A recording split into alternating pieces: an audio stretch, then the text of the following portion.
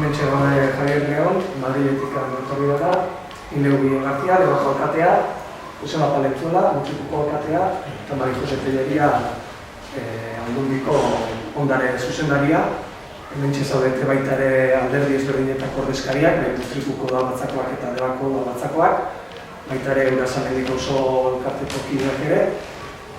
Aurkezpen honen helburua bat jada eskuartean dagoen eta egin modan berrerekitze lan horri erantzuten dio. Eta, bi niri edo guri dagoki gunean, bi urte iaia pasa dira. Zoritxarrez zubia ez izateak, bi udalen arteko elkarlan zuri bat sortzea bai ekarri dula.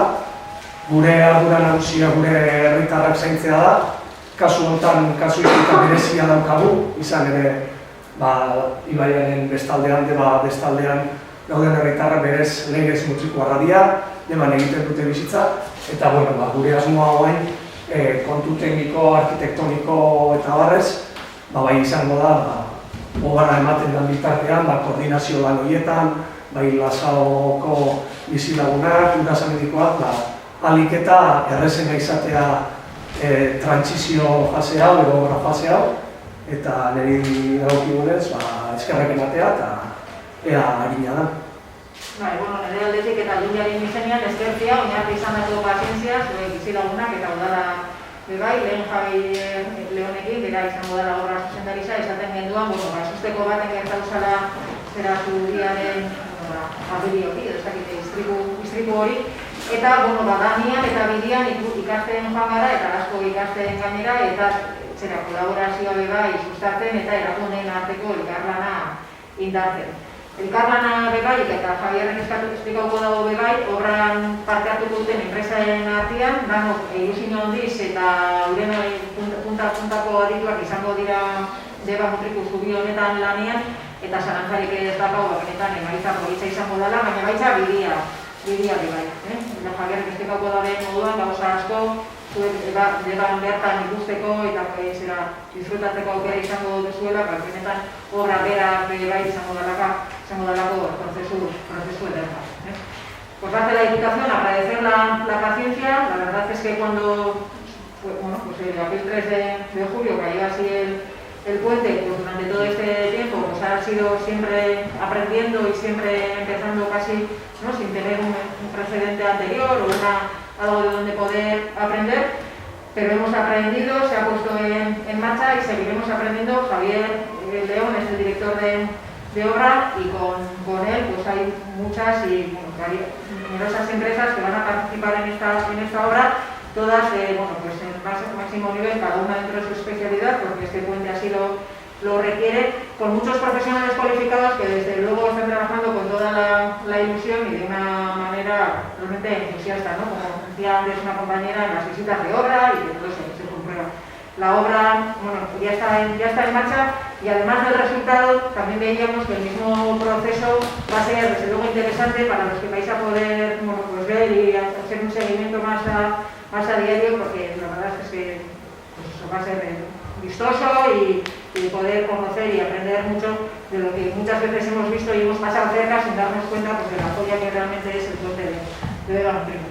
Otra vez agradecer la paciencia y seguir pidiéndonos un poquito más, porque mientras duren las obras pues habrá inconvenientes que ya estamos en marcha y se intentarán solventar lo mejor posible.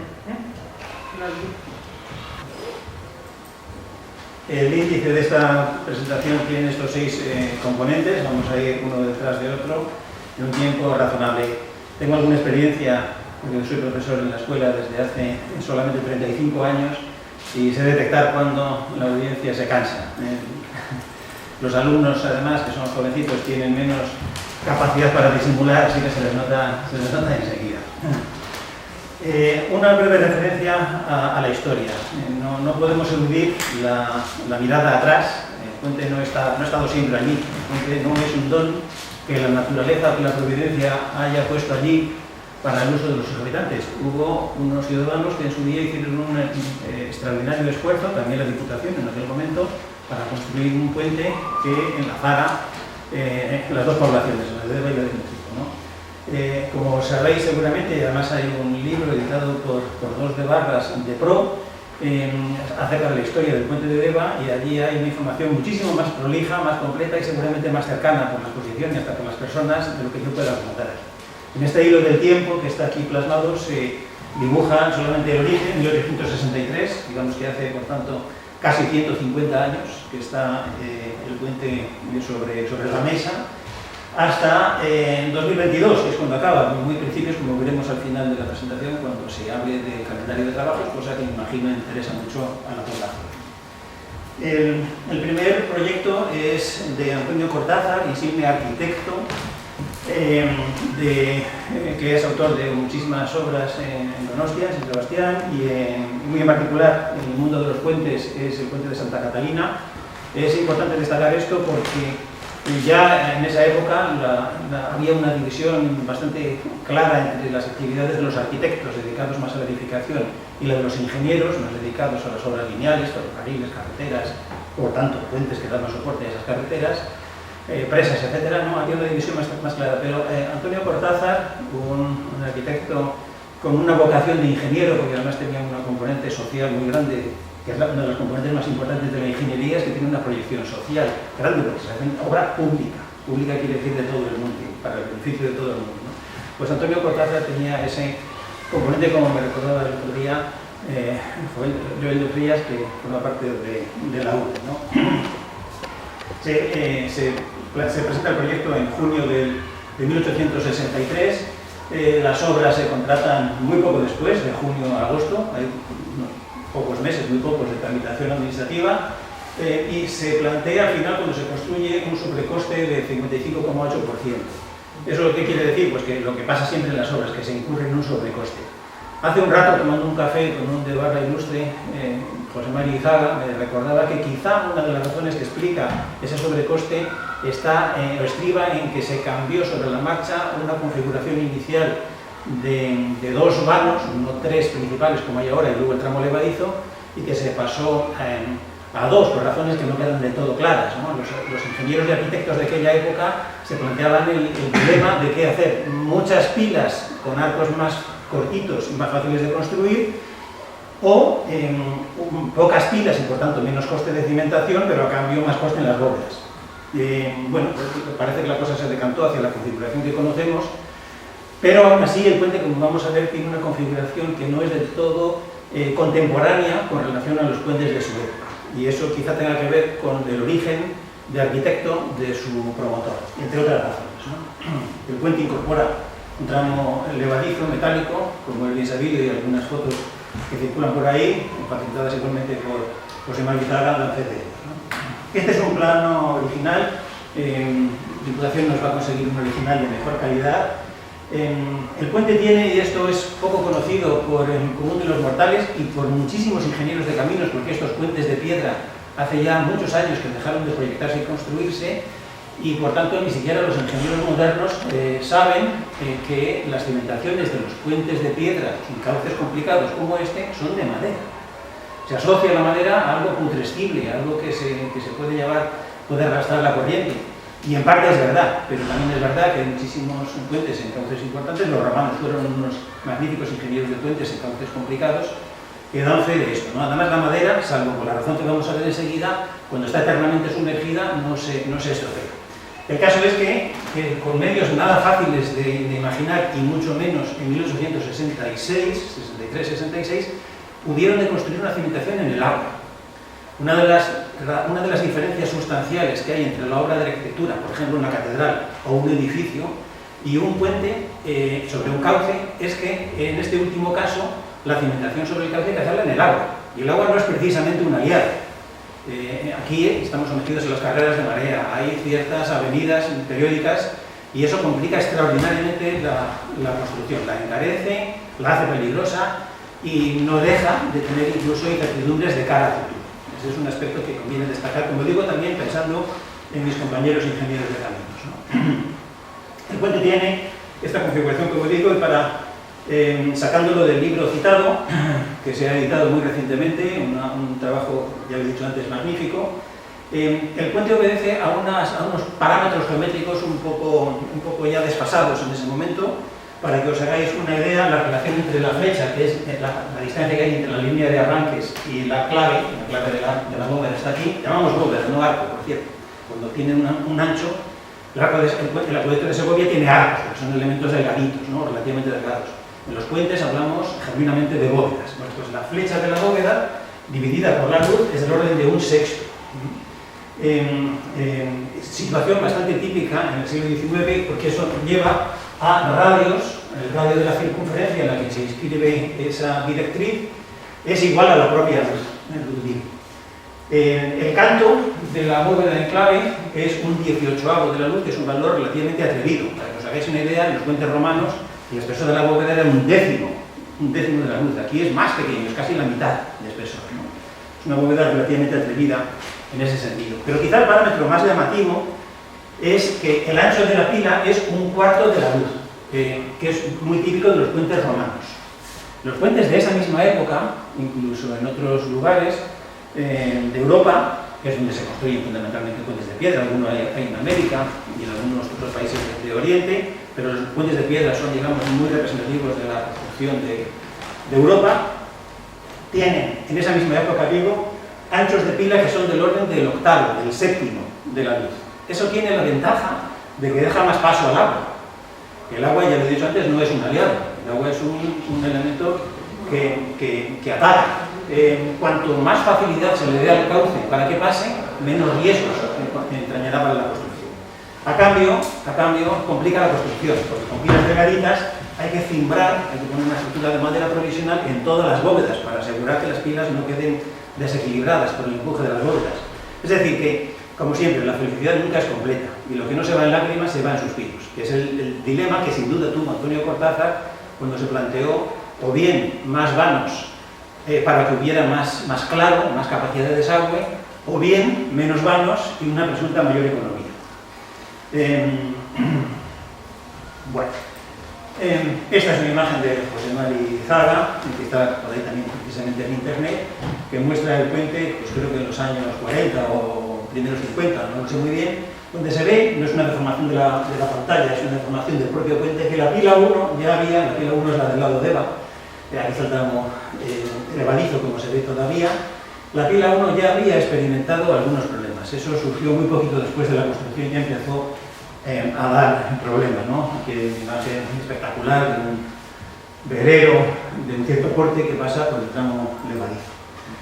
En 1883, 20 años después de iniciadas las obras, ya hay una gran socavación en el río, que sería una parte, y en 1892 la cosa no ha mejorado, estas cosas no mejoran de manera espontánea, no hacen más que empeorar, y en 1892 se acomete una intervención de más alcance que queda reflejada en este plano en el que se ve que lo que se hace es, sobre la pila ya descendida, se hace se arropan, digamos, las pilas con una escollera para defenderlas de la socavación. La socavación es la acción del agua que elimina el material que está debajo de las pilas y alrededor de las pilas y las deja más en precario.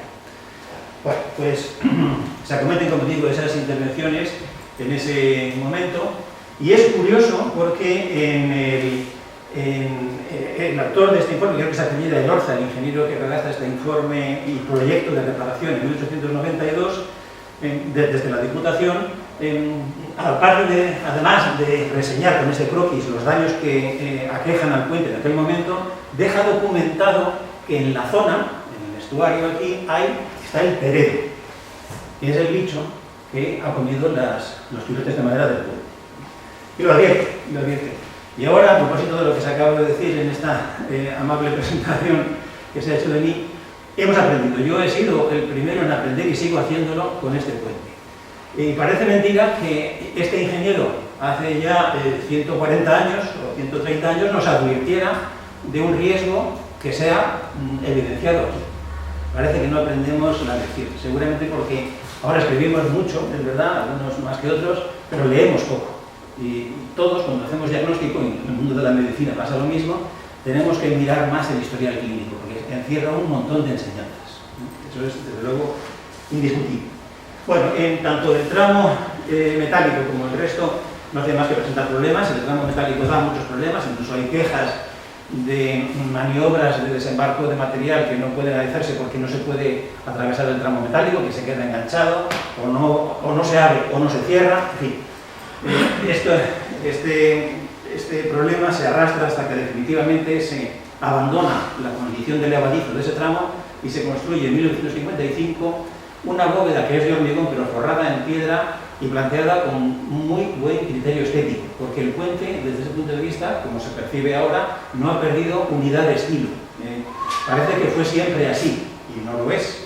Es una intervención muy digna de los ingenieros del momento, que construyen una bóveda de material propio de la época, que era más barato, pero para mantener la configuración arquitectónica, aquí sí que el término viene bien, se le chapa de piedra por fuera, de calidad, y hasta nuestros días ha llegado. Además, esta pila pues, ha tenido menos problemas, ¿no?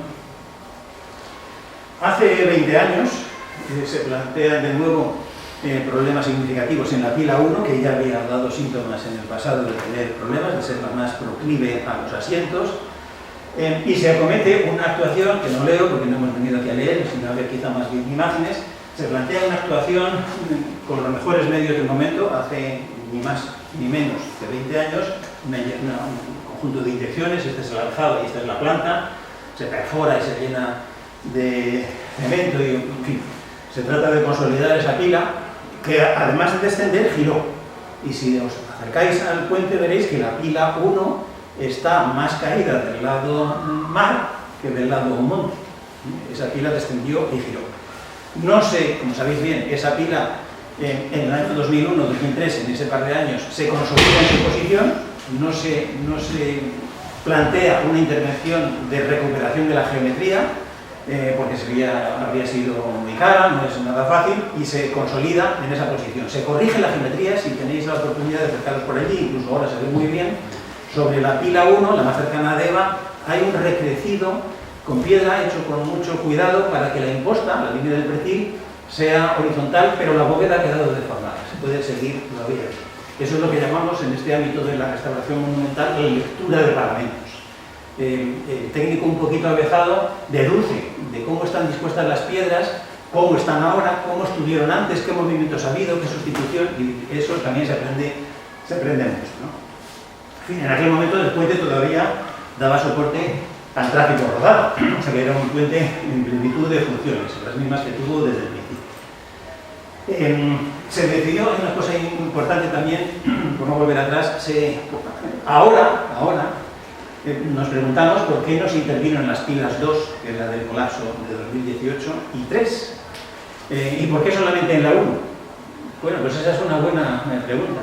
Y hace verdad ese dicho que seguramente conocéis, según el cual siempre fue mucho más fácil ser historiador que profeta.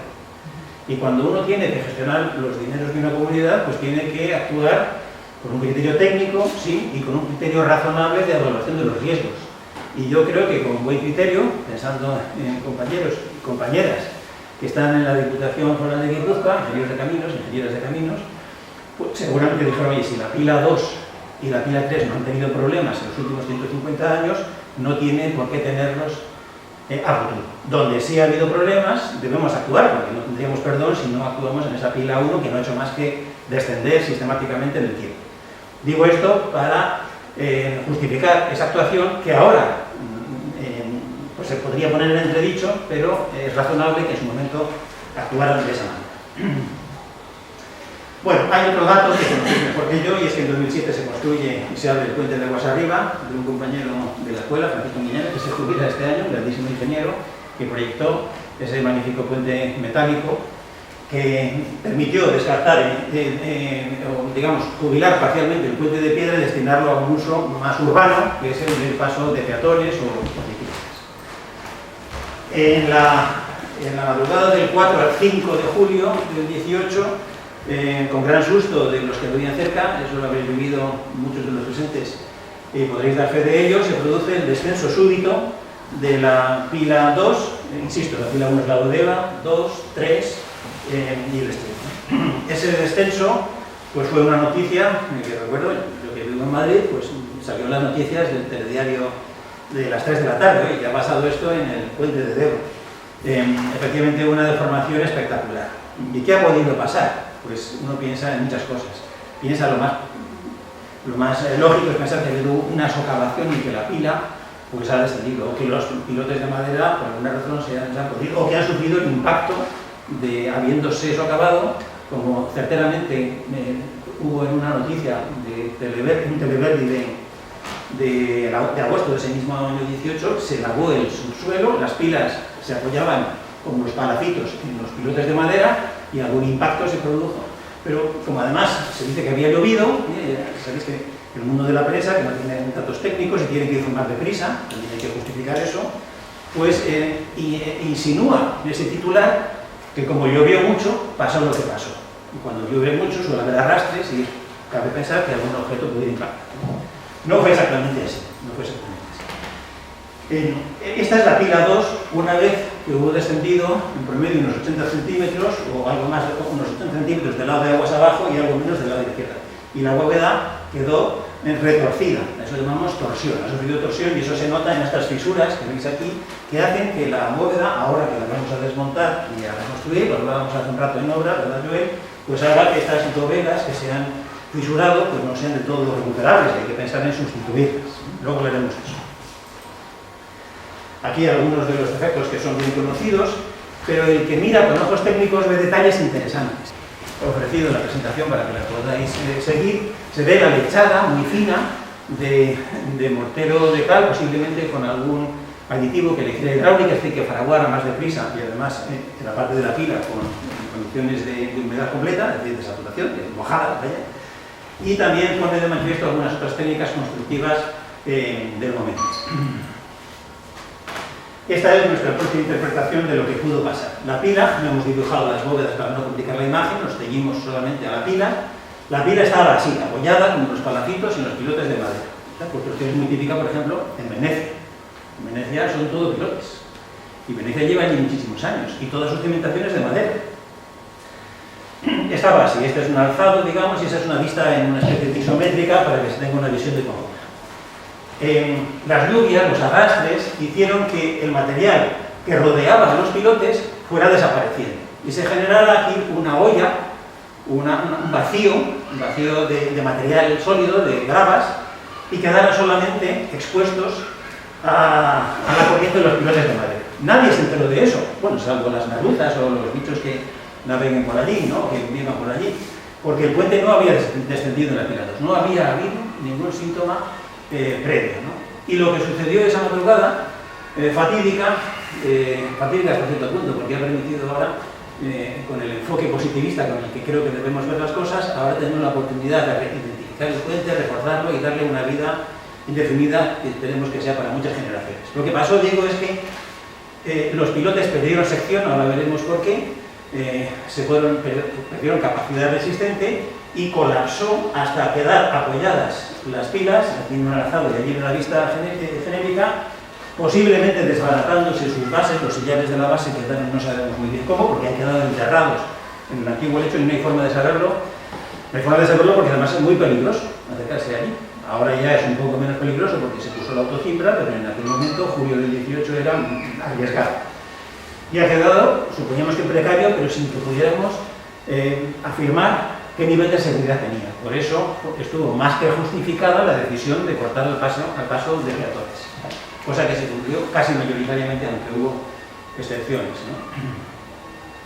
El 24 de julio, Iñaki, que nos acompaña, y yo entre otros, y Ainara también estaba, pudimos sacar, con la ayuda de unos buzos, un pilote de madera. Había quedado allí, había aflorado por fortuna, y esta es la configuración que tenía de lejos y esta es de cerca. No sé si se ve muy bien, pero la madera parece que está podrida. Y mi primera impresión personal era que estaba podrida. No es podrida. Estos canales que se advierten aquí son los canales de paso de un bicho que es este bicho. Eso lo supe después, no lo supe cuando lo vimos, y no sabéis cuánto lamento haber tirado otra vez al agua aquel pilote de madera, porque ahora esperamos recuperar alguno otro que esté por allí, pero fue la prueba del delito, ¿no? Lo que identificó al asesino. El asesino fue este bicho y sus parientes. Ese es un molusco, el lamelibranquio, que lo hemos contado más veces, que se parece a las navajas, que nos comemos con más gusto. Esto es un poco más repulsivo. Y a diferencia de las navajas, utiliza las valvas, las navajas se enfundan en las valvas, ¿no? Este no, este utiliza las valvas en su cabeza para ir avanzando y generando túneles en la propia madera, porque viven del procesamiento de la celulosa. Este bicho vive en aguas limpias, no vive debajo de la arena o de las gradas, vive donde hay agua circulante. Es decir, que esa socavación, ese vacío que se produjo debajo de la pila 2 estuvo presente durante mucho tiempo antes de que pasara lo que pasó. Sin problemas, sin señales exteriores en forma de asientos o de giros de la pila. Y puede que pasara lo mismo en la pila 1, pues es muy probable que lo mismo pasara en la pila 1. Y no teníamos ninguna garantía de que no pasara lo mismo en la pila 3. Así que estaba claro que había que hacer algo en esa pila. Esta es una muestra de madera que pienso donar al museo, que seguramente se organiza aquí, la tengo en mi despacho en la escuela, con los túneles del orden de los 8 milímetros, medio dedo, un meñique, que tienen los túneles. Cuando hay muchos túneles, lo que pasa es que la madera queda sólida, pues deja de ser sólida y se convierte en algo hueco. Es como la carcoma, pero todavía más grande. Es una cosa muy, muy espectacular. La primera decisión, una vez que efectivamente se da forma administrativa a la actuación, la Diputación interviene, se declara la actuación de emergencia, porque esta pila estaba en precario y no se podía saber. En septiembre, octubre del 18 dan comienzo las obras que pasan por el recargue, es decir, por asegurar pila 1 incluida, porque no estábamos muy seguros de cuál había sido la vida de esta actuación de 2001-2003. Se introducen unos pilotes, esta vez en lugar de ser de madera, son metálicos, forrados de una lechada de cemento, con las técnicas más modernas, que llegan hasta una profundidad mayor. Hay que ser indulgentes con quienes nos precedieron, porque ni sabían del comportamiento de los suelos lo que sabemos ahora, ni tenían los medios para hacer cimentaciones más profundas. Los pilotes eran de la longitud de los árboles. Quiero decir con eso que la posición del técnico restaurador en puentes tiene que ser siempre indulgente y comprensiva para quienes estuvieron en el pasado. Y además el puente ha durado cerca de 150 años. Y eso todavía no lo ha demostrado ningún puente de hormigón, sencillamente porque no se había todavía utilizado el hormigón estructural. Ya veremos cuando los puentes de hormigón lleguen a 150 años lo que pasa, y algunas cosas, como sabemos, en Italia, por ejemplo, pasó hace 3 años igualmente, ¿no? En agosto, al mes siguiente, en el 18, se cayó aquel puente. Bueno, la actuación no solamente consistió en poner unos pilotes en las pilas 1 y 3, en la pila 2 no, porque no podíamos poner ningún peso aquí, estaba tan en precario que ni siquiera autorizamos el paso de personas ahí. Y lo que se lanzó, como bien recordáis todos, es una autocimbra, una gran viga metálica por fases, que saltó de un lado a otro, con apoyos puntuales del lado de las vías, y que se apoyaba, como veis aquí, en el eje de la pila 1 y en el eje de la pila 3. Y con unas barras, que aquí se intuyen y que podemos ver en cuanto salgamos de aquí, si queréis, unas barras, unas parejas de barras verticales y otras inclinadas, dimensionadas o proyectadas con el criterio de que si la pila 3, en otra sorpresa, que quizá no se pare todavía, ahora ya cada vez menos, pero si la pila 2 quisiera descender súbitamente, al menos no arrastrara atrás de sí a las bóvedas y se arruinara el puente por completo. Esa fue la actuación de emergencia. Mientras se acometía esta actuación de emergencia para conjurar los riesgos adicionales, se planteó, la obra de emergencia, como también sabéis muy bien, duró desde septiembre a marzo del año siguiente. Fue Freyssinet con otras empresas subcontratistas, entre otras Geotúnel y Ulma, las encargadas de los micropilotes y de los encofrados y de los andamios, con este presupuesto de ejecución material, como es público.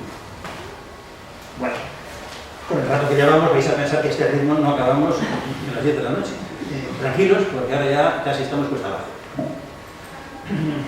El puente goza de la condición de bien cultural. La bien ganada condición de bien cultural es uno de los 26 puentes, como Ainara nos ha dicho esta misma mañana, que la Diputación tiene identificados como bienes culturales. Casi todos son de piedra y muchos de ellos están asociados al Camino de Santiago. Y aquí viene una cuestión que a mí me parece nuclear. Quizá el destinatario de este mensaje, es un minuto, lo que voy a tardar en exponerlo, no sea tanto este público, sino mis propios compañeros ingenieros, porque estamos acostumbrados a concebir la cultura como algo, igual cuando eran pequeños pensaba que la cultura era algo aburrido. Las páginas de cultura del periódico pues son las páginas más aburridas posiblemente de cualquier periódico. Los programas culturales a los chavales, jovencitos, pues les suelen repeler un poquito. Tienen cierto carácter snob, elitista, en fin. Y no es así, no es así. La cultura, decía este filósofo noruego, es el cemento, es el gigante que aglutina a una sociedad. Una sociedad es una sociedad cuando está ligada con lo que llamamos cultura. Por eso hablamos de la lengua especialmente, el euskera magnífico que no hablo por desgracia, es un gigante de la cultura vasca. O la literatura, o la música. Todas esas manifestaciones son expresiones del gigante de la mente. Lo que estoy planteando es un silogismo de aquellos que yo aprendí cuando era alumno. Un paréntesis para decir que cultura, la tercera sección del diccionario de la academia, dice lo que dice aquí, es el conjunto de vidas, de modos de vida, de costumbres, de conocimientos, de arte, de un grupo social. Eso es cultura. Primera premisa, pues, que la cultura es el gigante de una sociedad. Los puentes, que es bien sabido, son elementos en los que los ingenieros quizá nos hayamos ensimismado más de la cuenta, son elementos que dan soporte al camino. Una carretera, un camino que tiene que salvar un obstáculo, muy en particular un río, necesita un puente, que son elementos muy importantes. Para que os hagáis una idea, a nivel europeo medio son del orden del 2 o 3% de la longitud. Si la red de carreteras es, por simplificar, de 100 kilómetros, pues 2 o 3 kilómetros, depende de la orografía, y en podcast estaremos seguramente más en el 3 o en el 4% de esa longitud de carreteras, lo ocupan los puentes. Es decir, que porcentualmente son casi insignificantes, pero representan en valor de construcción algo así como el 30%.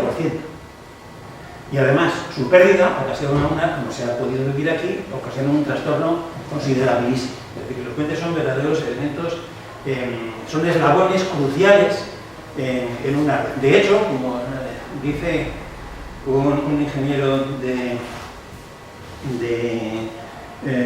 Javier Ribamba, que es de Guernica, dice: los puentes, junto con la verdad, son las primeras víctimas de las guerras. Efectivamente, quizás sepáis que los militares lo saben muy bien y lo han sabido siempre quienes han intervenido en ese tipo de acciones. Lo que hay que hacer para cortar las comunicaciones es cargarse los puentes.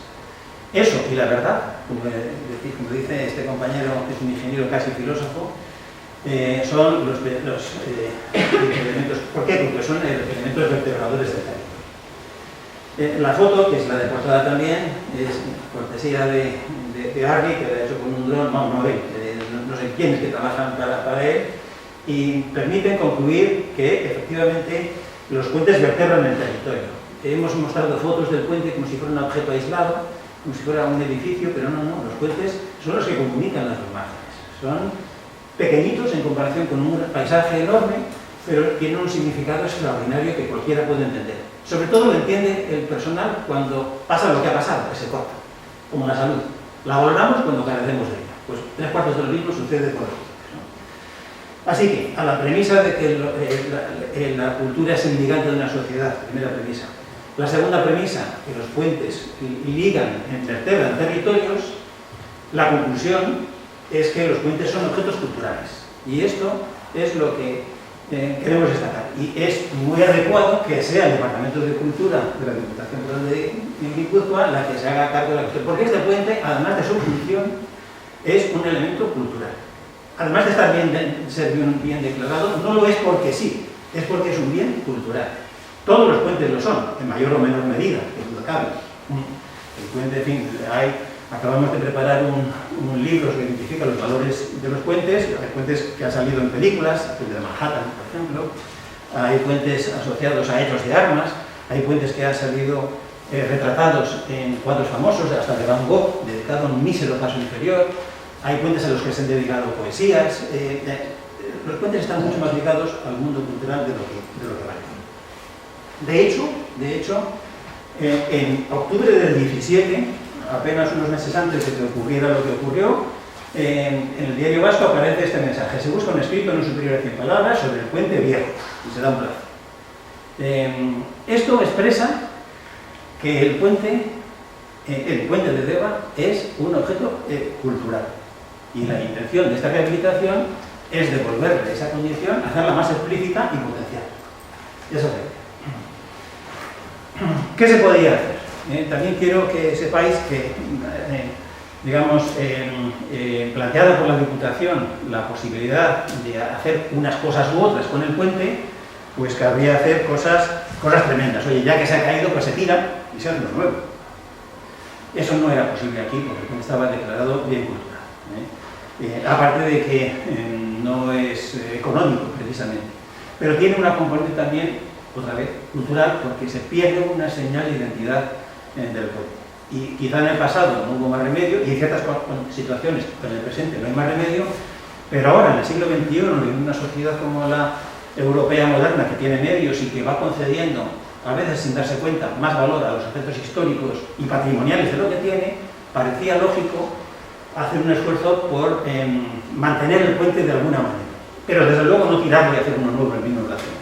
Así que eso fue una premisa de partida que no se tardó en despejar ni medio minuto.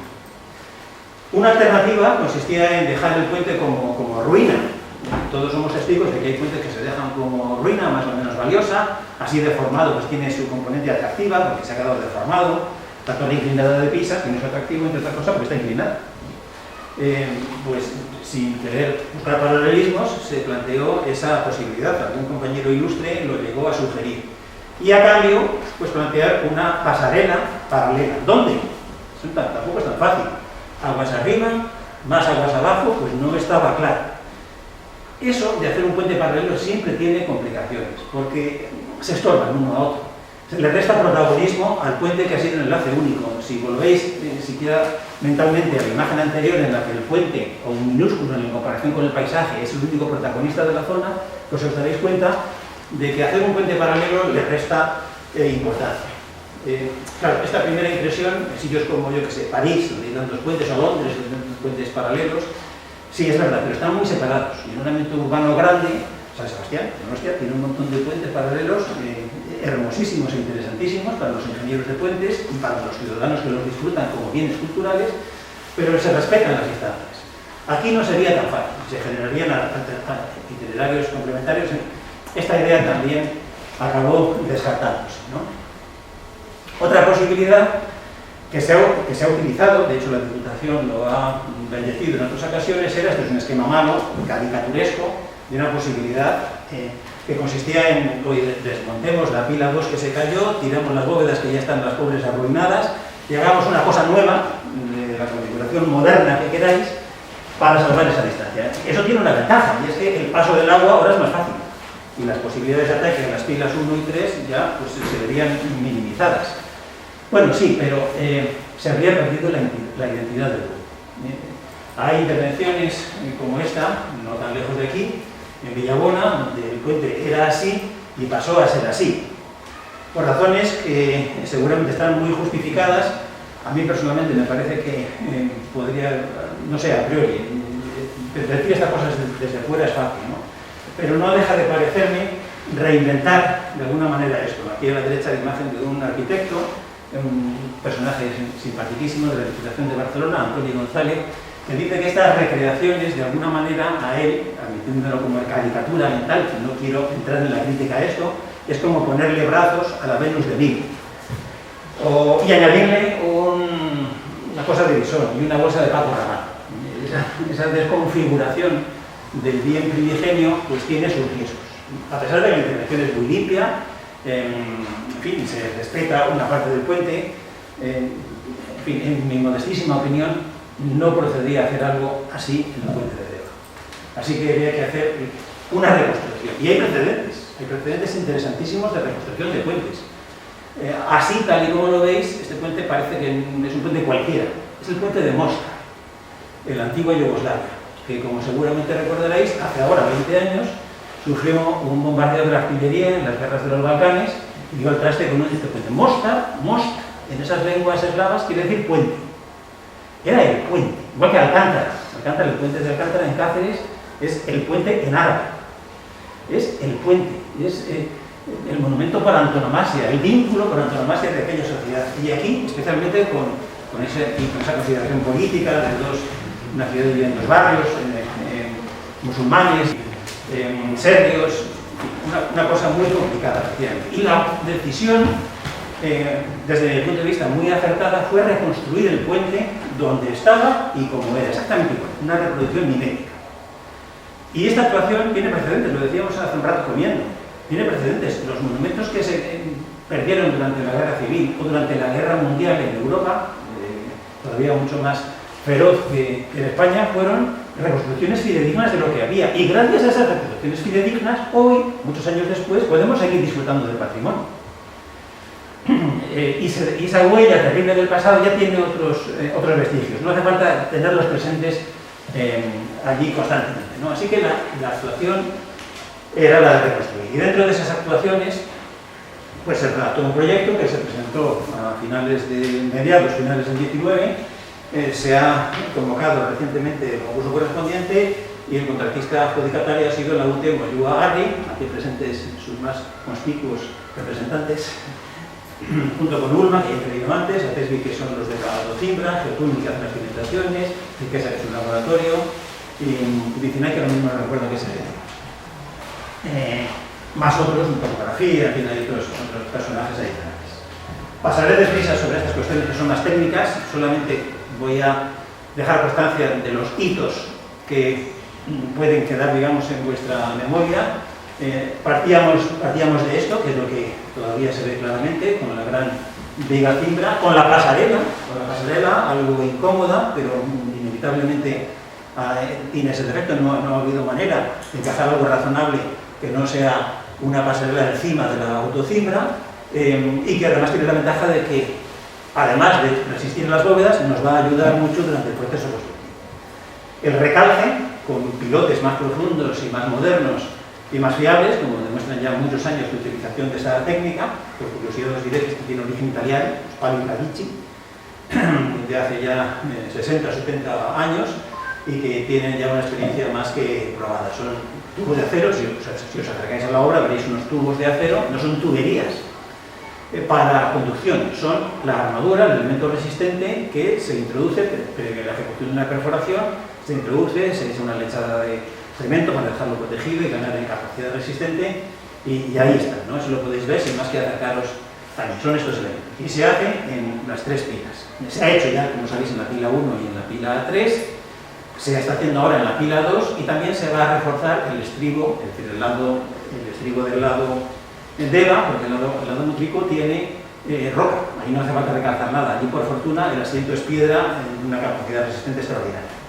El proyecto prevé la identificación de las piezas rotas para minimizar el número de piezas que hay que reponer, con un criterio que está consagrado en las técnicas de restauración, y la pila 2, que quedó tan perjudicada, como sabéis, que descendió y además giró, pues una vez consolidada en esa posición, se va a descabezar en su parte superior y se va a recrecer para que recupere la situación, digamos, original.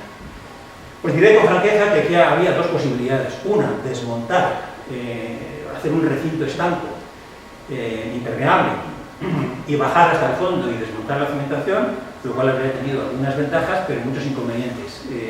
No es fácil trabajar en esas condiciones, tampoco lo fue en 1863, pero era una operación que habría requerido de más tiempo de ejecución y de un importe claramente superior. Al fin y al cabo, la pila, una vez consolidada, entra dentro de la zona de carrera de mareas y no va a ser perceptible apenas por el ciudadano visitante. La cuota a la que va a situarse el arranque de las nuevas bóvedas es la misma que tuvo el día 4 de julio por la noche antes del incidente. Estas infografías, que están sacadas de la propuesta de la UT ganadora, Moyúa Arri, revelan algunas de estas operaciones, ¿no? Utilizando, como digo, la autocimbra, se va a desmontar el puente, lo vais a poder ver como paseantes desde la pasarela, se va a desmontar los pretiles, se va a desmontar el pavimento, se va a desmontar el relleno que está detrás de las bóvedas, se eliminarán las bóvedas con la identificación de colores para destacar qué piezas se recuperan y cuáles no, se reconstruirá la pila, se desmontará la parte superior y se reconstruirá la pila hasta la cota correspondiente y se planteará la construcción de las nuevas bóvedas a imagen y semejanza de lo que son y que van a recuperar su fisonomía previa el accidente. Se ha hecho un estudio de canteras próximas y seguramente se acuda a la de la piedra del Astur, de apariencia, textura y capacidad resistente muy semejante a la actual, que es muy bueno. En su día, los ingenieros, Antonio Cortázar y quienes vinieron después, lo hicieron muy bien porque seleccionaron una piedra verdaderamente excelente. Este es el estado final, en el cual no va a haber diferencias, o mejor dicho, va a haber una mejora de la configuración previa de la plataforma, porque se le va a dar una capacidad de desagüe a través de unos cafés, unos sumideros longitudinales, con un pavimento uniforme que ya tenía, como sabéis, desde muy poco antes del accidente. Pues va a haber algo más adecuado, nos parece a nosotros desde un punto de vista de restauración monumental, a la configuración primitiva. Pero vamos, el paisaje del puente, las farolas y todo lo demás va a ser lo mismo que antes, mejorado en su pavimento, mejorado porque desaparecen, quizá algunos recuerden las conducciones feas que había adosadas a los laterales, esas van a desaparecer porque se va a aprovechar la obra para meterlas dentro, y va a quedar en definitiva remozado y limpio, pero como era, como si no hubiera pasado nada. Que es una de las obligaciones de los restauradores. Los restauradores, modestamente, creemos que no debemos pasar a la historia por nuestra intervención. Lo bueno del restaurador es que, la buena actuación del restaurador es que no se note que intervino, como si no hubiera pasado nada. Que es lo que pasa con los monumentos que decíamos antes de Europa que ha sufrido guerras. Nadie se acuerda del restaurador, ni falta que hace, porque seguimos disfrutando de un monumento que hace 80 años fue destruido, o 70 y tantos años fue destruido, y ahora está otra vez pues como estaba en el siglo XIII, ¿no? Tantas catedrales góticas de Francia. Bueno, otra vista de la situación final con los pilotes recalzados, ¿no? Las afecciones que puedan tener las obras, pues las instalaciones, había condiciones de telefonía, de gas, de aguas residuales, que lo recordar, que estaban allí presentes. Se habían causado, pero lo recordarán porque murió pocos meses antes de la incidencia. Pues ahora ha habido que desviarlas, utilizando la propia autocimbra en algunos casos, y volverán a poner en su sitio, como es natural, por dentro. Y durante las obras, si ya lo veis, ¿no? Hay una zona donde se va a hacer acopios de material, que son las zonas de este color así como naranja, en ambas márgenes. La zona de las casetas de obra, como sabéis muy bien, porque están allí, ya se pueden ver, ha empezado la obra hace algo más de un mes. Talleres de cantería, una actuación bien interesante, y además para mí personalmente, bueno, para muchos de nosotros, para Iñaki, para todos los presentes, la UDA en general, volver a vivir en 2021 la experiencia de reconstruir un puente de piedra es fascinante. Es un reto profesional fascinante que, animados por la Diputación, queremos compartir con todo el mundo. Porque se podrá ver, se podrá explicar, se va a explicar en una caseta que ocupará esta posición. Ocupará esta posición que está aquí, muy cerca del propio puente, al lado del puerto. Se podrá, digo, consultar la historia del puente, las actuaciones que se proponen y algunas explicaciones de cómo se trabaja la piedra. Actividad interesantísima, bien noble, bien antigua y injustamente olvidada. En ese sitio, esa caseta que no es una caseta de obra al uso, es una caseta que va a ser como el abierto de obras de la Catedral de Vitoria, donde se le cuente al ciudadano que quiera acercarse cuál es la historia del puente, qué actuaciones se llevan a cabo, qué aspectos técnicos merecen la pena ser destacados, tanto en general de los puentes antiguos como de este, en particular. Esta caseta va a contener una información que va a ser dinámica. Ahora vamos a poner allí información pues, histórica y lo que sabemos. Pero a medida que la obra vaya avanzando, de acuerdo con el calendario que viene un minuto después, iremos actualizando los contenidos para que esto sea un reflejo de lo que vamos a aprender. Será una caseta abierta durante el día, se cerrará por la noche con una entrada, con su rampa correspondiente para asegurarnos de que todas las personas que puedan hacerlo, que quieran hacerlo, puedan hacerlo, y con una serie de paneles. Esta es una vista en planta, pero tiene unas vistas también frontales, con una pantalla, con un monitor para contar. Es un museo en pequeñito, abierto al ciudadano. y donde además se ponen unos paneles con las distintas fases del proceso, en fin, la historia del puente, cómo eran los puentes de piedra y sus cimentaciones, cosa que es poco conocido, la fase de emergencia, la fase de actuación. Lo que acabo de contar en síntesis, plasmado allí de manera dinámica, previsiblemente además con algún enlace vía código QR para que aquí se tenga una información, la que quepa aquí, que no será ni mucha ni poca, pero que se puede abrir la posibilidad de que los ciudadanos se abran a ver más información, otra vista de otro de los nombres. Bueno, ya estamos llegando al final, que me he alargado más de la cuenta. Soy terrible ya, cuando me pongo a hablar. Calendario. Hemos empezado a mediados de abril y la idea con este desarrollo es que los hitos que he destacado antes, ahora está en la fase de recalque, que es crítica, no se puede proseguir sin haber recalcado apilados, se desmonten las bóvedas en los vanos 2 y 3, se reconstruyan esas mismas bóvedas, aspecto especialmente interesante y que representa un gran reto técnico. Se desmonte luego la autocimbra, esa gran viga metálica que está por encima, eso será previsiblemente mediados de otoño, mediados de octubre y mediados de noviembre, un poco más allá quizá.